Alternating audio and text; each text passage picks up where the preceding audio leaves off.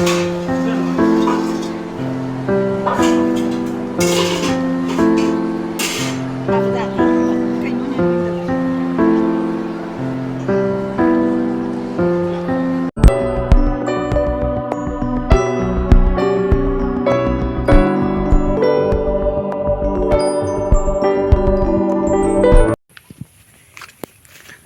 everyone, good morning. Ahal sa ma'am puno po kong na krumjari. Ma'am ngasi di sampra khara hekhigie na lakpani. To.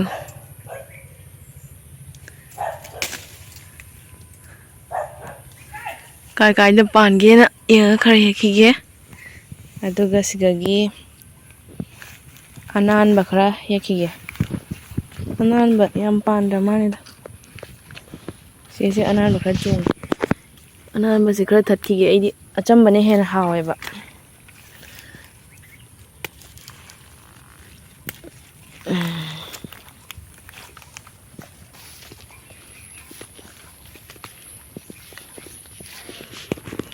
tu anan ba handak to chong ai ni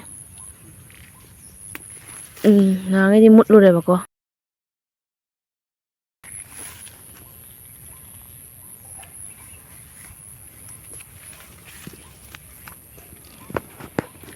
ma'am सिगा लेरे हौजुता चंप्रा हेलकपदो सी तंगारे बको पांबी दा पालौद्रे लोशिलाए अदुगा ma'am पापाना सिगा Elisa खरा लेबिरे अदो ngasi anan ba cancel tare Elisa ओइना थोंगनी अदुगा सोमना कंदना पापागी इलिसा सिदो खतंग खक तौबगी को अखोय ma'am दी अंगांग एदि चादबनिना को अंगांग एगी दी पानगा इलिसा गा दुमाइन थोंगनी बको पापागी ना इलिसा सिदो खितंग तौबिरनी अदो मैम सिगा इलिसा सिदो तौरे मुनझलक्तोरे बको अदो थुम हापगा लोयरनी याम यांगे बको मारी थोंबा अदुना मार हान थोंतोबा पापागा आइगा तने मैम चादोसे सिगी हिंजांग से हाउसो याम हाउबा अदुगा थोंबदसु याम यांगना लोयबा हिंजांग ने बको हाउदो माले मैम आइदो होजिक ममाना पुखम पुरो वाइन चले बको लुपा मानबी खर लहौबी आए थोंगान दो योनबा लाकवा अदो यंगलके मैम दा Bapak musuh korban. Kalau pilih apa na, mati bisa sahabat jati, leh, sahabat jati. Kayak nuni nuni tahu juga. Nuni, nuni nung sulai ba? Nung sulai di mana? Mayam lupa man bise khayam na adum loksala hore aduga siga yai re bako yai re ga chana bagi ana ilisa sulai bani na ne. Ado sigi tin je mayam aina yum pandri ngai dagi lerak patin ne bako adu juna mai phangba mayai se khara pasil la e bako adu juna nga sisu yai bada khara kaso khare ado leirang dane ba yai se ko liri yai ni adu su katho khare nga sidi 5 minutes later Matani tung cái ngô rồi nó biết cái ngô mà ghi tung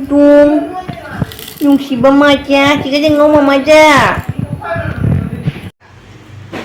Elisa su thong ba lore ma'am अदो ngasi di cha ba gi di hapchara roi ge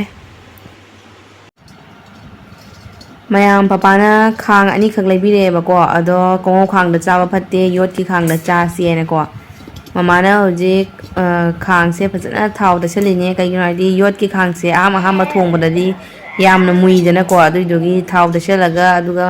मनिंग से पापा ना फजना नुंग ना इत खरे फजना level मानना बगी आने को ग्रोंग लाउदना बायना अदो थोंग कांदा को कमाई तौगे दो नोंग यंगलके मैम थोंग अहाम थोंगबदि मुसिन मुबने को अदो यंगलके साइज से अमना खितंग चावबा अमना से खितंग हंदबनी लौरैसे संदा ओरे मैम संदा ओरे बनिना चा मुंग लोलनी चा थकबा मिगिना चा अदुगा संगोम थकबा मिगिना संगोम अदो मैम खांग दो हयंग थोंगा उलके बको अहानबा खांग लैबसे nga गुम्बा कईगुम्बा अहाव थोंगदी अहाव याम चाबा फंगे हायबको अदुजुना हयंग से nga लैरगा nga दो ओइना थोंगागे नाकंदना मैम ममागी चा लोलेबको ममा दो चा याम पामेबको अदुना मादी चा थक्तरदि लैबा ngamde अदुना मागी सिगा चा मा हावना लोल the next morning Good morning ma'am. Ngasi ayuksidi ma'am khang anobase nga oina thongasi ngasidi ngarangdi lisa charbanina ngasidi raw oina tawre ma'am. Aduga siga maringa ama ngawrani.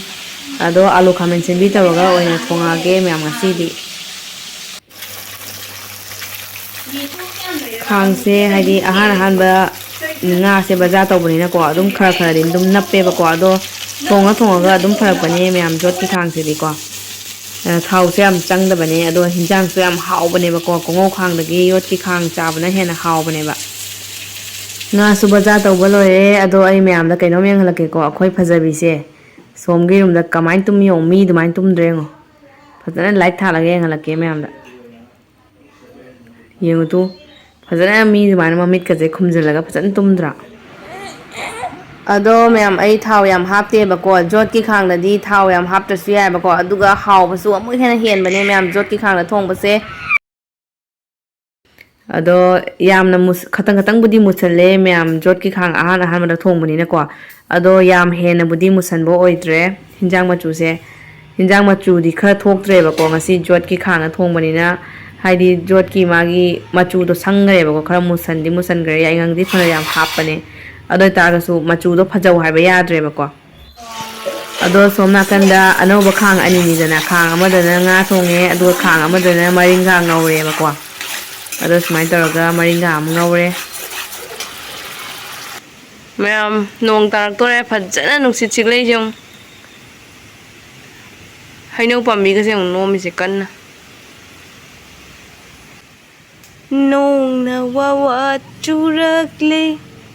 Mama ki macha tum tharo ne Mama ki tum